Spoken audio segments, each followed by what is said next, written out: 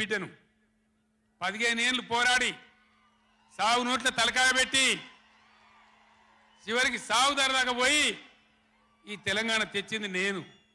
అందుకే నాకు గర్జు ఉంటుంది, ఫికర్ ఉంటుంది, తన్లాట ఉంటుంది, నాశనం కావద్దనే తపన ఉంటుంది.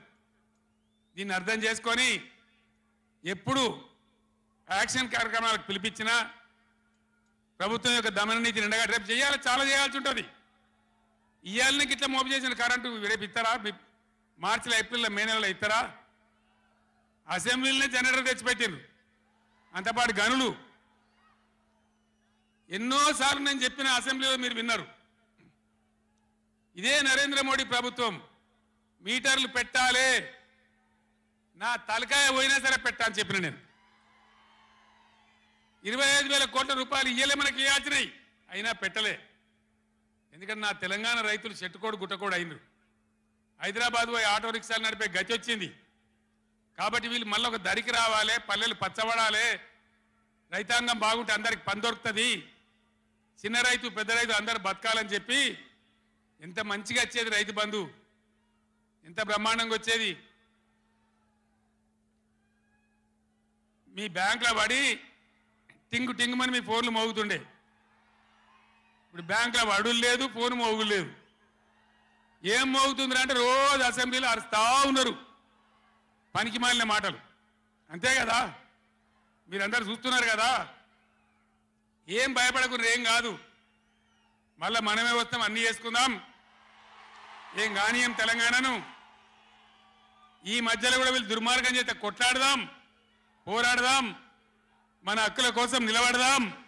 రే ఆగురాబాయ్ ఆగో, ఏ ఆబా రాజశరెడ్డి, అరే ఎవడాడు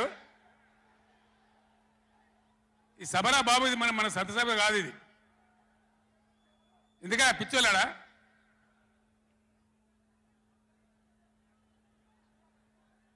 నేను మీ అందరికి ఒకటే మాట చెప్తా ఉన్నా, మాకు అధికారం రావాలి, ఎన్ని అబద్ధాలైనా చెప్పుదాం, ఇష్టం నోటికి వచ్చింది చెప్పింది. ఇలా కొత్తగా మొదలుపెట్టిన దుకాణం కూడా కొత్తగా నేను ఇంతకుముందు చూసిన పేపర్లలో, సోషల్ మీడియాలో చూసిన నేను. వరికి పంటలకు కనీస మద్దతు ధర వస్తే వాళ్ళు చెప్పిన 500 బోనస్ ఇయ్యారట. అంటే ఏమన్నట్టు, ఎందుకు చెప్పిన మరి అన్నాడు? మద్దతు ధర రాలేదా? కేసీఆర్ గవర్నమెంట్ అప్పుడు వడ్లని కొనలేదా? డబ్బులు బ్యాంకులో పడలేదా? మరి ఇవాళ 20 ఏమైంది? అదే ఆఫీసర్లు కదా, అదే ప్రభుత్వ వ్యవస్థ కదా, అదే కలెక్టర్లు కదా, ఎక్కడికి పోయినరు? ఏం చేస్తున్నారు? మీ దొంగ మాటలతో, నంగనాచి మాటలతోని ఇతరుల మీద అబాండాలేసి ఏదో తప్పించుకుంటామంటే నడవది బిడ్డ, జాగ్రత్త. మునుపు జరిగినట్టే జరగాలి, ఇంకా మంచిగా జరగాలి, కానీ చెడ్డగా జరిగితే జరగనీయం, మిమ్మల్ని నిద్ర కూడా పోనీయమని నేను చెప్తా ఉన్నా. అట్లా కొట్లాడతాం తప్ప ఊకోము. కృష్ణా జలాలలో, అటు గోదావరి జలాలలో తెలంగాణ రాష్ట్రానికి రావాల్సిన సంపూర్ణమైన వాటా వచ్చేదాకా బీఆర్ఎస్ కొట్లాడుతుంది. ఇలా అసెంబ్లీలో తీర్మానం చేయగానే కాదు, అఖిల పక్షం తీసుకొని పోవాలి ముఖ్యమంత్రి, అధికార పార్టీ అన్ని పార్టీల రాజకీయ నాయకులను ఢిల్లీకి తీసుకొని పోవాలి, ప్రధానమంత్రిని నిలదీయాలి. మా వాటా మాకు వస్తే తప్ప ఊరుకోమని చెప్పాలి. ఆ చెప్పేదాకా మనం కూడా ఎంబడ పడాలి. ప్రజా ఉద్యమాలు ఉంటేనే ప్రభుత్వాలు అప్రమత్తంగా ఉంటాయి, జాగ్రత్తగా ఉంటాయి.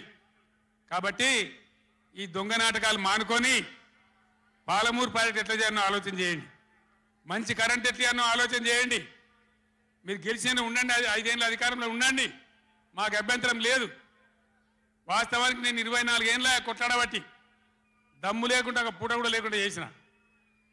సరే అపోజిషన్కి వచ్చినాం కదా, 4 రోజులు ఆరాం తీసుకుందాం అనుకున్నా. కానీ ఏం చేసిండ్రు?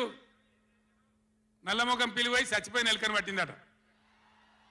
గవర్నమెంట్కి వచ్చుడే కృష్ణా నీళ్ళను ఉంచబోయి కేఆర్ఎంబీకి అప్పచెప్పింది. కట్ట మీద మొత్తం రిజర్వ్ పోలీసులు ఉన్నారు. ఇప్పుడు మంచినీళ్ళకు కూడా సిప్పబట్టి అడుకోవాలి. శ్రీశైలంలో కట్కాన్ చేసి కరెంటు ఉత్పత్తి చేయాలంటే వాడిని అడుకోవాలి సిప్పబట్టుకొని. మనకున్న అధికారాన్ని ఉంచబోయి 9.5 ఏళ్ళు నేను కాపాడినా. నన్ను కూడా బెదిరించారు, కేసీఆర్ నీ గవర్నమెంట్ తీసేస్తాం, రాష్ట్రపతి పరిపాలన పెడతామన్నారు. పెట్టు దమ్ము